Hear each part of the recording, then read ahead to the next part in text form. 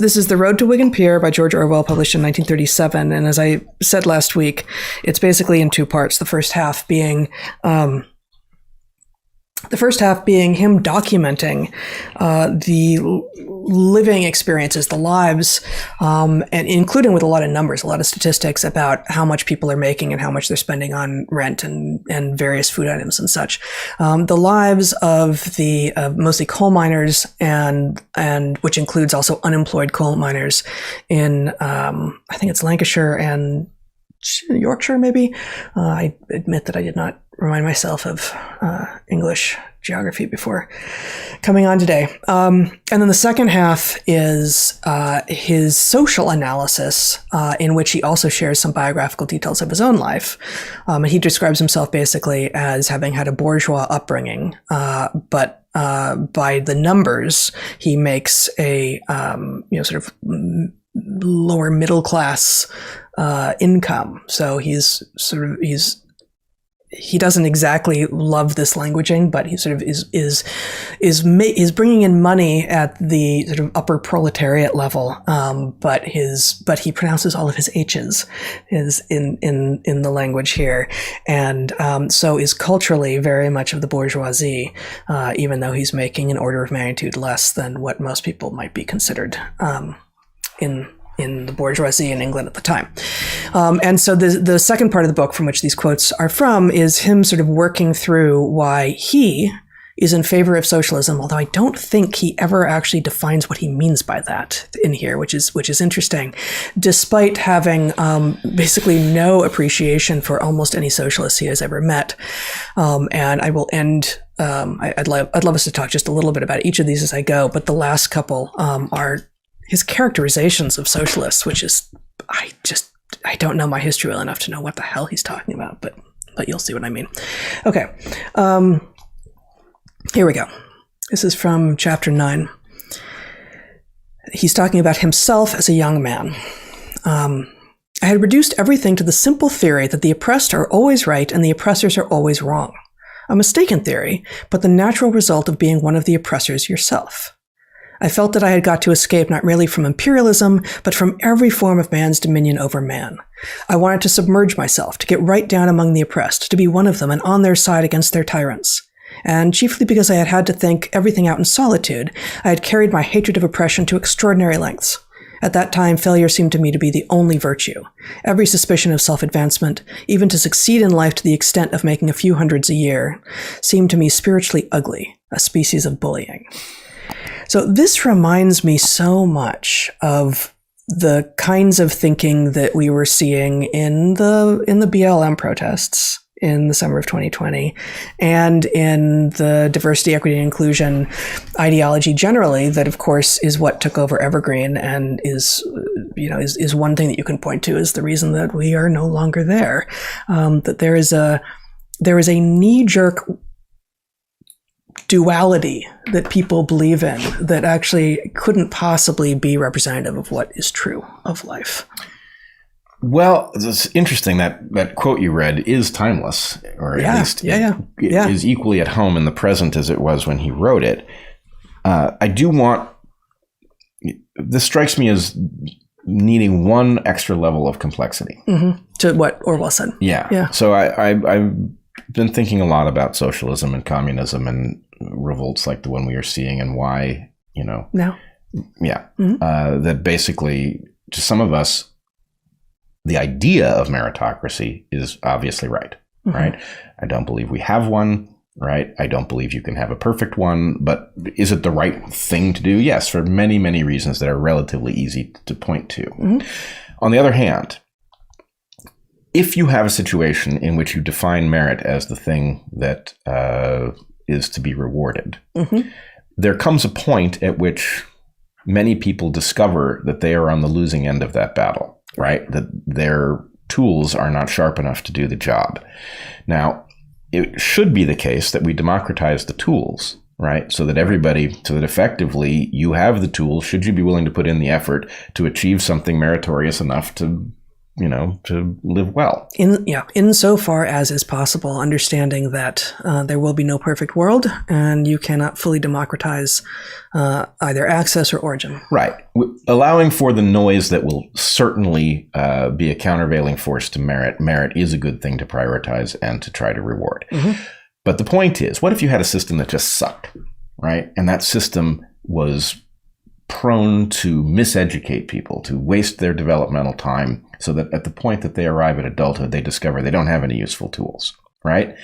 That isn't the fault of the people who were miseducated, but it does suggest a reason that they would find themselves in a coalition fighting merit, right? Yeah. The whole idea of fighting merit seems like a paradox until you realize, well, especially in a system that sucks and doesn't equip most people for a meritocracy, why wouldn't you naturally find again and again in history this discovery that maybe meritocracy isn't real? Maybe we should, fight the very concept of merit. Maybe it's an illusion to begin with, right? You should rediscover that repeatedly, and I have a sense that that's why we are here again. That's why Orwell seems to have written something that would be at home in 2018, right?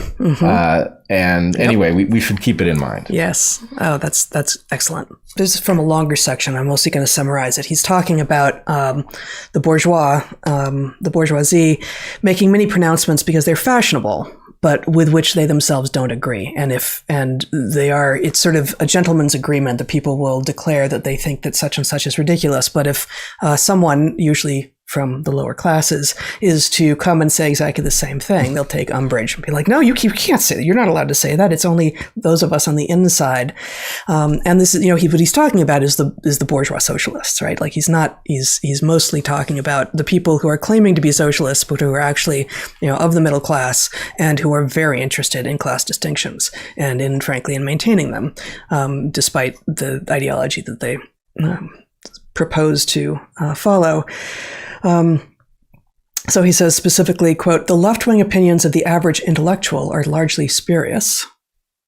And I think this is consistent with what we have observed when we say things like the pseudo-left. And, we still understand ourselves to be on the left because while we have a different understanding of what many conservatives actually believe, our fundamental understanding of our worldview is not changing, even as other people who claim to believe the same things we do are changing. Yeah, it's not about a flag or a jersey. Yeah, right. or a social group. Right. Right. It's not about social group. It's about actual values.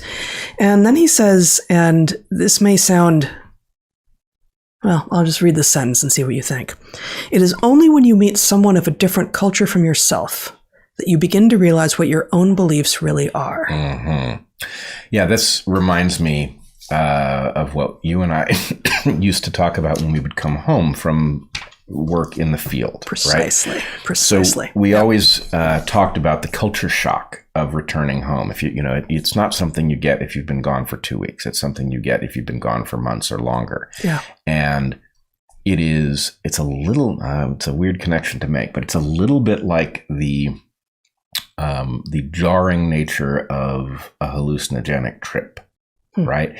Because it allows you to see your own culture in a way that it is impossible to. And the thing that was most jarring to me when we did it was you come home and the advertising, the billboards and and the commercials, and it's just like you don't realize that you've gotten used to this just insidious voice that is manipulating you in the most egregious ways. Well, in this way, actually, both of our not terrific facility with additional languages makes it easier to exist in a different space and not feel completely bombarded. Like, we were both able to get along okay in various other languages, but neither of us is close to fluent. And so, there's plenty of advertising in Latin American cities, sure. Plenty of but it. It's not targeted to. We're both not the target, and because the language isn't one in which we have complete fluency, it's easier to tune out. Well, it's also, as you'll remember, I used to. I've gone looking for these photos. I don't know where they are, but the supermarket, right? in Latin American countries, if you look at like the hair color aisle or really the baby food aisle or anything, it's right? A bunch of blonde, blue-eyed. It's, there's ethnicity to the people on the boxes, but it definitely leans super light skin. European. It has very European overtones, and it just doesn't look like the population in the supermarket. And the point is there's a message there about class and refinement and origin and all of this. Yep. And it is, it explains a great deal about why the world works the way it does, right? And but you can see it very clearly if you're not Latino and you're in a Latin American supermarket. It's plain as day that there's something weird going on in the shampoo aisle, right? Mm-hmm.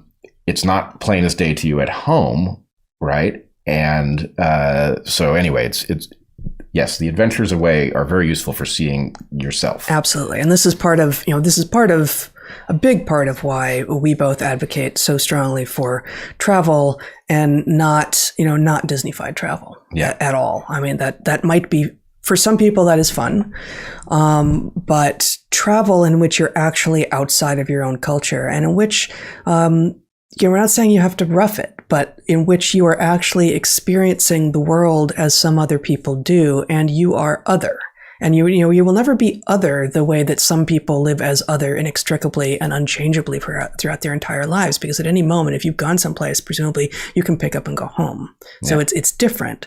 But existing as the odd thing, the one that can't blend in, that can never be invisible, and that is also trying to be a participant observer, to be a kind of anthropologist, and learn, make some friends and learn something about the culture and the food and the music and the festivals and everything, and come to see how many different glorious ways there are of being human on this planet, and then to come back and find that it's really hard to communicate a lot of that to the people who weren't with you.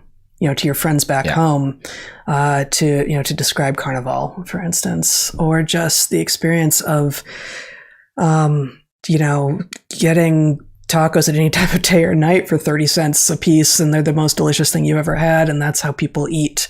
And I can say that, but it's just it's different to be walking in the central square and to have that be your life day after day, week after week, month after month. Yeah, I would say there's a temptation to travel in ways that people solve problems for you, and it is a little bit hard to. It is very true, but a little bit hard to defend that part of what the most important aspect of the whole thing is what you will happen onto as you solve utterly mundane problems, right? I need to go buy a comb. How do I, Exactly. And there we are. We're back at serendipity, which is a theme from last week and a theme that I bring up all the time. And it was actually one of the tensions that I felt. And I may have even talked about this on air before, but, I loved doing the study abroad that I did. And, we of course did the 11-week study abroad as our final one, but I had done several before that. And it really was one of the things that I felt that I could bring to students, very uniquely to, some students who'd never been more than 50 miles away from where they've been born, help them get a passport, help them get a grant, and take them to the Amazon. It's like, look at the world, right? It's amazing.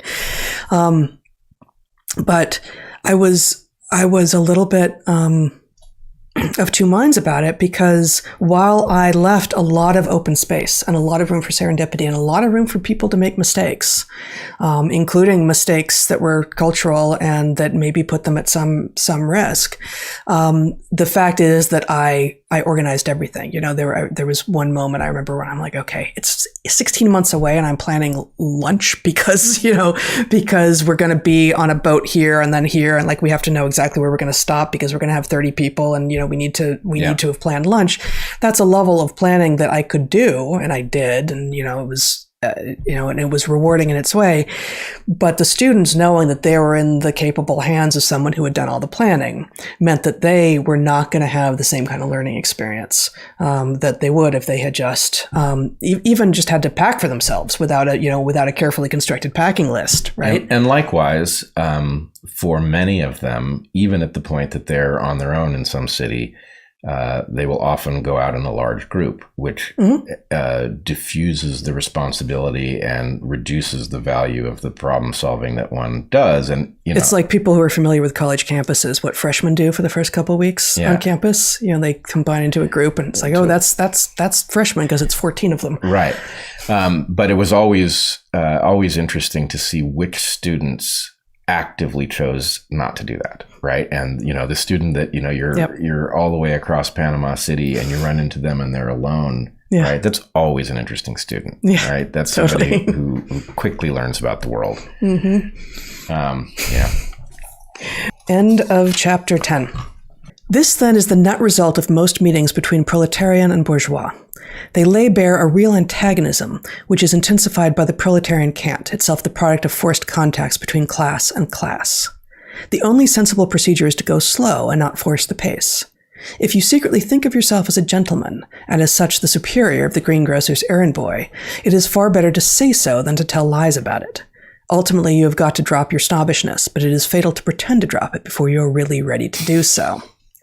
Meanwhile, one can observe on every side that dreary phenomenon, the middle-class person who is an ardent socialist at 25 and a sniffish conservative at 35. In a way, his recoil is natural enough. At any rate, one can see how his thoughts run. Perhaps a classless society doesn't mean a beatific state of affairs in which we shall all go on behaving exactly as before, except that there will be no class hatred and no snobbishness.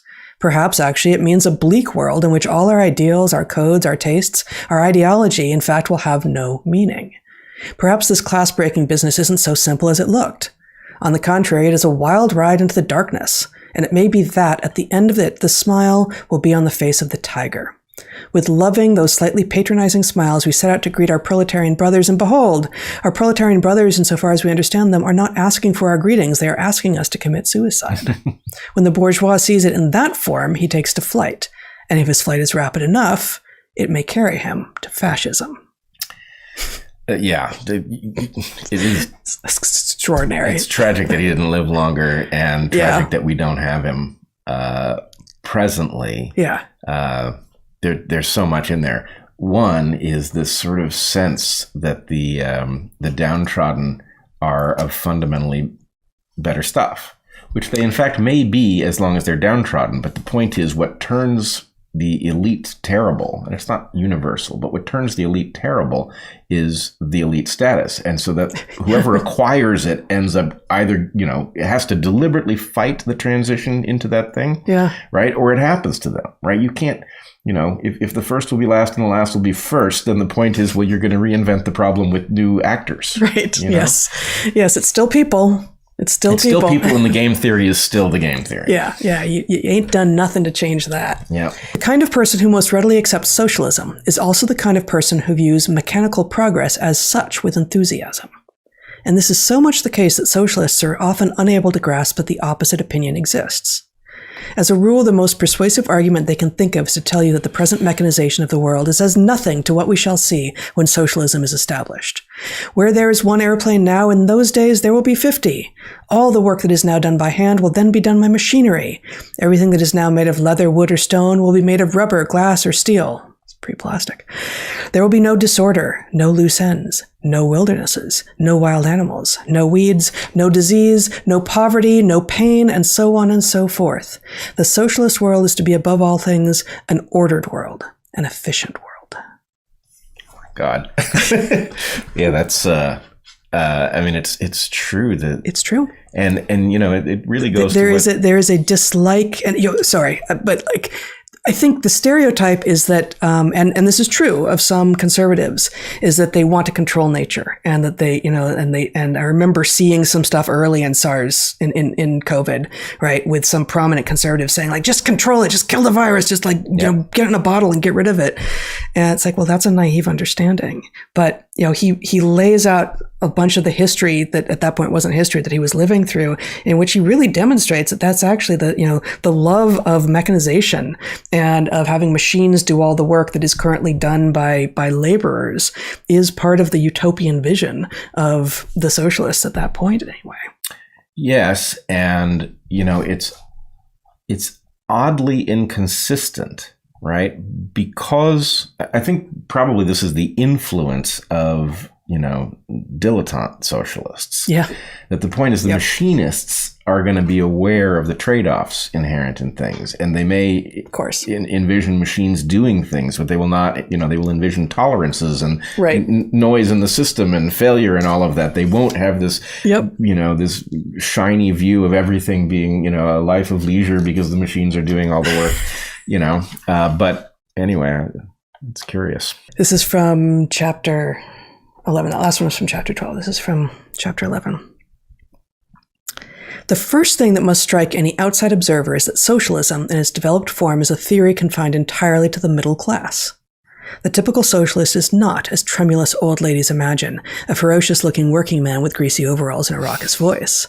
He is either a youthful snob Bolshevik who in 5 years' time will quite probably have made a wealthy marriage and been converted to Roman Catholicism, or, still more typically, a prim little man with a white-collar job, usually a secret teetotaler and often with vegetarian leanings, with a history of nonconformity behind him, and above all, with a social position which he has no intention of forfeiting. This last type is surprisingly common in socialist parties of every shade.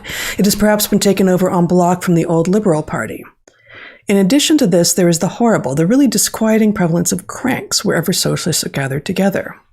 One sometimes gets the impression that the mere words socialism and communism draw towards them with magnetic force every fruit juice drinker, nudist, sandal wearer, sex maniac, Quaker, nature cure quack, pacifist, and feminist in England. All right. I'm feeling good because I think I nailed 2 of these on this podcast. I don't know what his problem with vegetarians and feminists and nature care. This is such a crazy list. We could spend so long on this list. No, it may be that basically you get that there's something pathological about being drawn at a certain level into causes, right? Yes. Causes are important, but the point is he's identifying people who've synonymized themselves. But sandal wearers, Brett.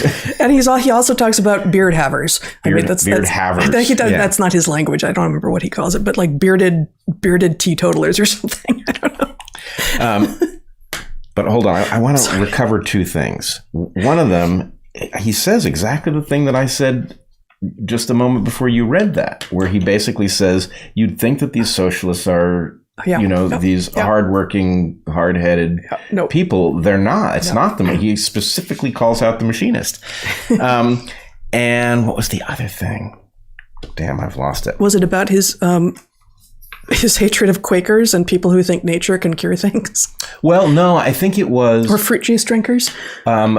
In his listing of all of these things, right, he is talking about people who do not sound well endowed for meritocracy.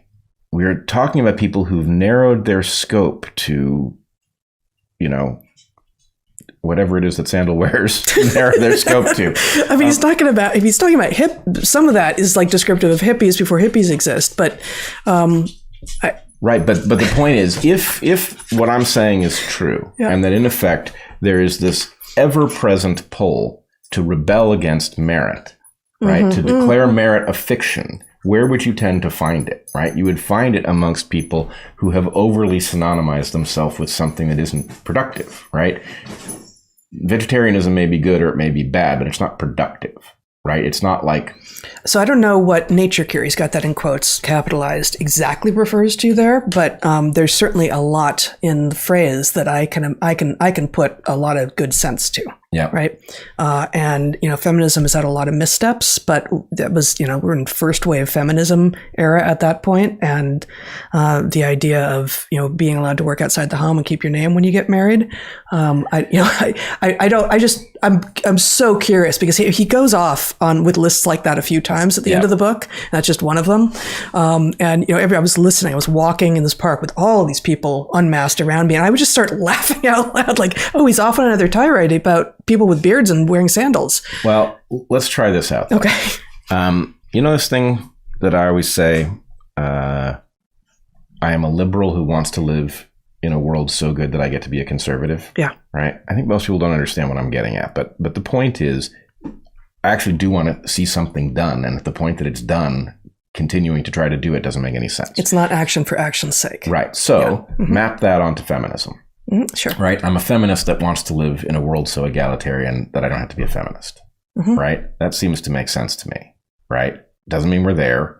On the other hand, where we are is something that should always be a question, because whether or not...